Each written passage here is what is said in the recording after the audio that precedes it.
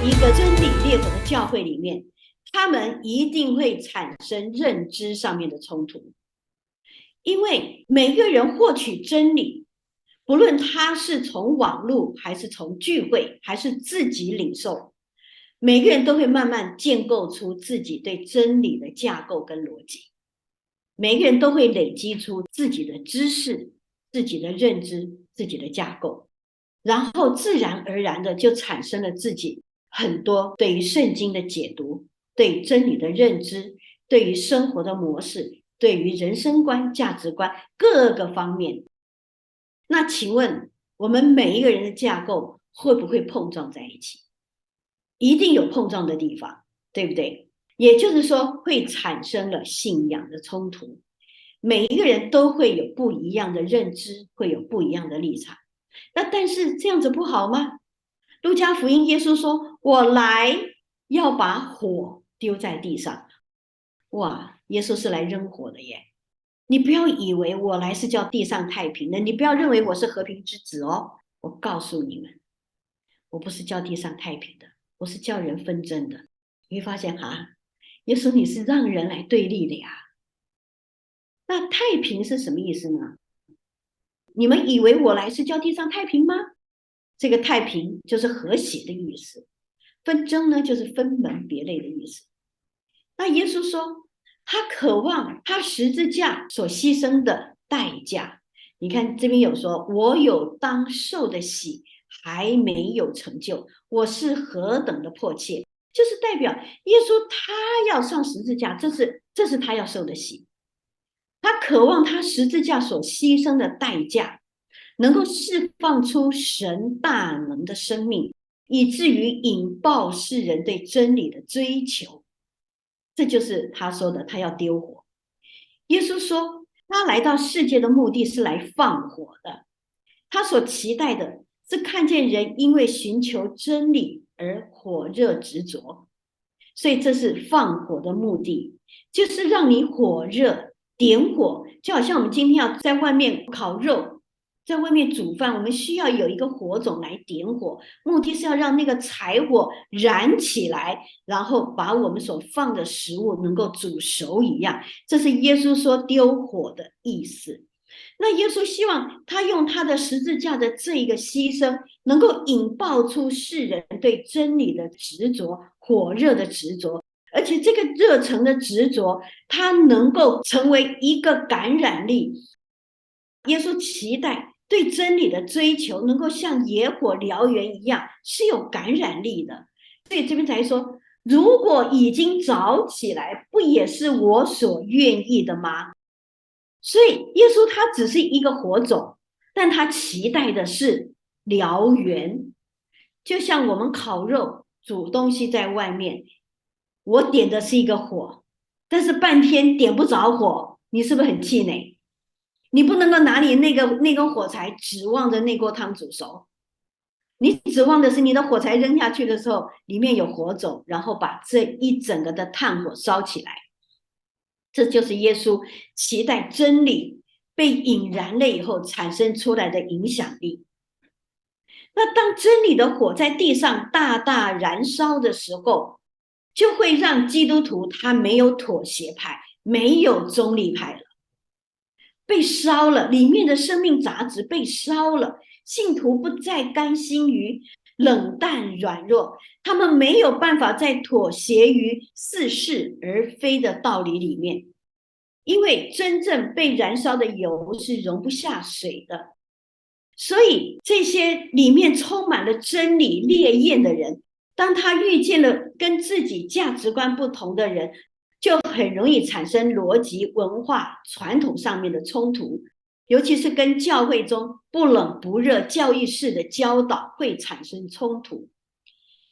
这个冲突不好吗？其实耶稣说的不也是我所愿意的吗？意思就是说，你可以有你的想法，他有可以想法，然后你们就开始去讨论，开始去辩证，开始去找答案，开始来寻求明白圣经到底怎么说的。这叫做切心研究嘛，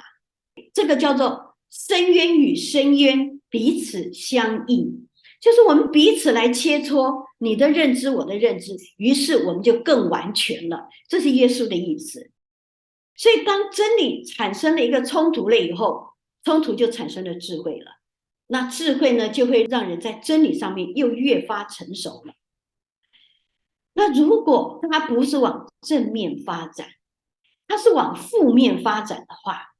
它就会隔成了人跟人之间的派别，区隔了人跟人之间的这个对立面出来了。那就像耶稣在地上的时候，他自己的言行，他就颠覆了犹太人教法师对弥赛亚的认知。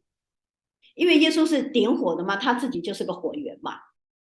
耶稣说他是神差来的弥赛亚，但是教法师呢，认为弥赛亚是从哪里来的，没有人知道。这叫做什么？立场不一样，信仰发生冲突了。那些教法师说，你是从哪里来的？我们知道啊，你是拿撒勒的呀，你是木匠的儿子啊，你出生哪里？我们都知道啊。但是基督来的时候是不会有人知道他从哪里来的，所以你不会是基督。当耶稣在圣殿里面教训人的时候，耶稣告诉别人说，我就是从神差来的。有人就是要捉拿他，可是有人也相信他。为什么？因为你看哦，这个人他所行的这么多的神迹，就算是基督来了，也不会像他行的这么样多的神迹啊。所以用事实来看，我觉得他是如他所说的，他是从神来的。所以法利赛人跟这些群众，他们就是站在不同的立场，然后开始讨论这件事情了。但是结论是，法利赛人跟祭司长的结论是要去抓耶稣，但是这跟随他的人就开始思考，这个人真的如他所说的是神的儿子，是从神差派过来的弥赛亚吗？那耶稣还造成了什么样的议论呢？在住棚节最后一天，众多的人看着祭司在倒水，在这个的宗教举动的时候，耶稣就大声的喊着说，人若渴了，可以到我这里来，信我的人必从他腹中要流出活水的江河。哇，这人的气魄够大，把众人的吸引力都抓过去了。所以每个人都想，这个人会不会就是那个先知啊？那个先知以犹太人来讲都知道他们在指的是谁，指的就是摩西。他在临终的时候，神说了，他说我必在他们中间给他们兴起一位先知像你，我要将当说的话传给他，他要将我一切所吩咐的都传给你们，谁不听他奉我名所说的话，我必讨谁的罪。这个摩西所说的那先知，他的地位甚至于摩西还要高，不听那先知的话，就要把他打死。那所以对于犹太人来讲，那先知的地位就像摩西一样崇高而伟大。有人说他是先知，有人说他是基督，又有人说啦，如果这个人是基督的话，那基督会是从加利利吗？我们的经上明明就是写了，基督是大卫的后裔。那大卫是伯利恒出来的，现在你们说这个像基督的，他是加利利出来的，你们实在是太没有文化水平了。所以众人又因为耶稣的缘故又起争执了。所以耶稣他自己他所说的话，跟犹太人跟这些法利赛人这些祭司他们所固有的认知，他就产生了很多的讨论跟议题。还包括耶稣他在安息日治病，因为安息日治病对于拉比来讲，对于法利赛人来讲，这个是绝对不容许冒犯的事情。所以这些法利赛人这些文士祭司，他们看见耶稣在这个安息日治病呢，就想要杀他。不单单是因为他犯了安息日，而是耶稣说，我父做事直到如今，我也做事。耶稣把他自己称为神，把自己当作与神平等看待，所以他大大的激怒了这些当权派，这些所谓信仰纯正的人。然后呢，犹太人对于耶稣在安息日医治了生来瞎眼的呢，也特别有意见。医治生来瞎眼的是他们验证这个人是不是弥赛亚的条件之一。当耶稣正在符合弥赛亚条件的时候，耶稣在证明他自己是谁的时候，但是这些法利赛人就说他就是个罪人，于是就找了他的父母来。他父母也明明知道答案是谁，但他也不敢说，他就说啦，不错，这人是我儿子，但他已经成人了，是谁医的你们自己问吧。他父母说这话是怕犹太人，因为犹太人已经商议定了，若有认耶稣是基督的，要把他赶出会堂。所以对于耶稣的言论，虽然他说的都是真理，但是对于当世代的人来讲，都是非常颠覆他们对弥赛亚固有的认知和对传统教义的认知，所以就产生了很大的冲突，很大的纷争分裂，甚至于耶稣就为此而丧命。所以走两极是 OK， 可以带来一些生命的这种触动，增加我们知识的触角。但是当我们所说出来的颠覆了人对生命、对伦理、对灵界、对有生、对权柄、对价值观的认知，产生了极大的冲突，而这冲突走向负面的时候，它就会产生了决裂。那强势的呢，就会铲除弱势的。马可这边说，你们要谨慎，因为人要把你们交给公会，并且你们在会堂里要受鞭打。这个也是一种两极，就是刚刚我们讲的医治的这个生来瞎眼，因为他父母很怕被赶出会堂啊。会堂对于他们来讲，会堂是他们的生活交易中心，你是不是被这个社会接纳的一个标志？如果你被会堂赶出去了，你就等于脱离了这个社会一样，不单单只是脱离家族，而是脱离了整个犹太群体。这对于他们来讲，好像被断绝了他们的宗教社群，尤其他们是亡国的。在亡国的阶段，如果我已经在全世界飘来飘去，我还不能够在我的这个自己的社群里面被接纳的话，那他就是孑然一身了。所以会堂对于他们来讲是极度的重要。那公会呢，是一个治理会堂的一个组织，可以说类似梵蒂冈，他有权利发号命令，通向每一个他们的天主教会。会堂就像天主教会，公会就像梵蒂冈的权柄，所以交给公会就是有一点像宗教裁判所一样，他有权柄来管理你现在的言论，所以是整个公会在抵挡耶稣。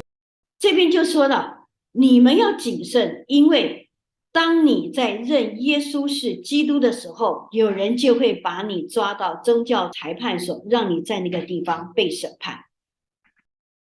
当这个烈火的教会产生出了一个不会妥协的信徒，而这个信徒他又落在与他对立面的一个教会或者组织的时候，他们就会对他的真理的认知产生了极大的冲突。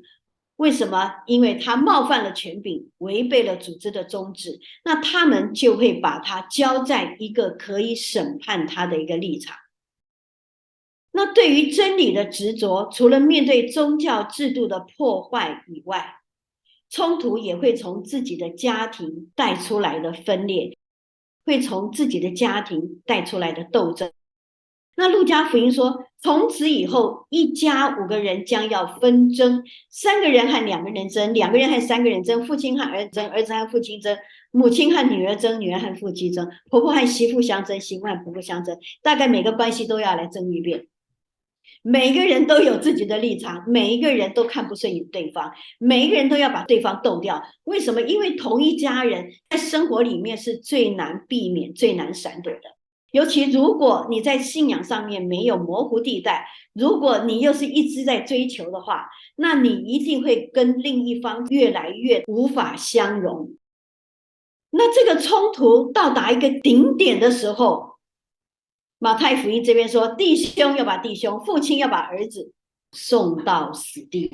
你要做到这种觉，是不是也会有益处？